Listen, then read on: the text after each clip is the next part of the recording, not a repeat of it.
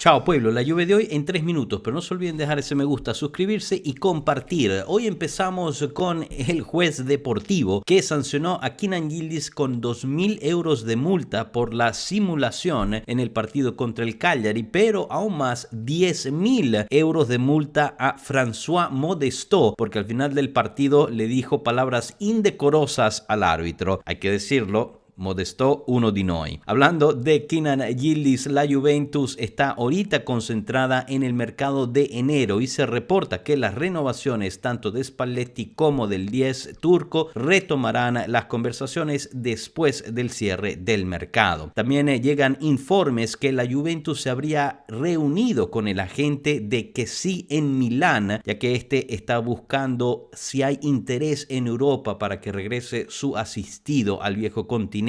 La Juve estaría dispuesta a ofrecerle un contrato de 3 años a 5 millones por año. La cuestión es que sí, actualmente gana 14 millones netos y su actual club en los siguientes días le estará ofreciendo una renovación por 2 años más al mismo salario. Así que de nuevo queda en el malfitano si quiere quedarse y ganar más dinero o regresar al fútbol competitivo de Europa. También llegan reportes que Mateta está furioso con el Crystal Palace, ya que no deja que se vaya ni a la Juventus ni al Aston Villa, quien también llegó a hacer una oferta de 20 millones más un intercambio de jugador. El Crystal Palace quiere 40 millones y una venta definitiva. La Juve no va a llegar a esas cifras y no piensa hacer un incremento de su oferta. A menos que el Crystal Palace cambie de parecer, Mateta no llegará a la Juventus en este mercado. Por ende, la Juve cambia y gira el enfoque sobre En-Nesyri, quien podría llegar con un préstamo con opción de compra. Si es así, se podría cerrar relativamente rápido. El Fenerbahce lo ha estado ofreciendo por varios lugares en Europa y el jugador habría rechazado ya 2 destinos de la Premier League. La Juventus tiene una buena oportunidad de traer al marroquí. La cuestión es que su actual salario es de 8 millones por año. Yo imagino si se puede llegar a un acuerdo de que mitad salario lo paga la Juve, mitad salario lo paga el Fenerbahce, se podría llegar a cerrar pronto. En resumen, el mercado de la Juve es este.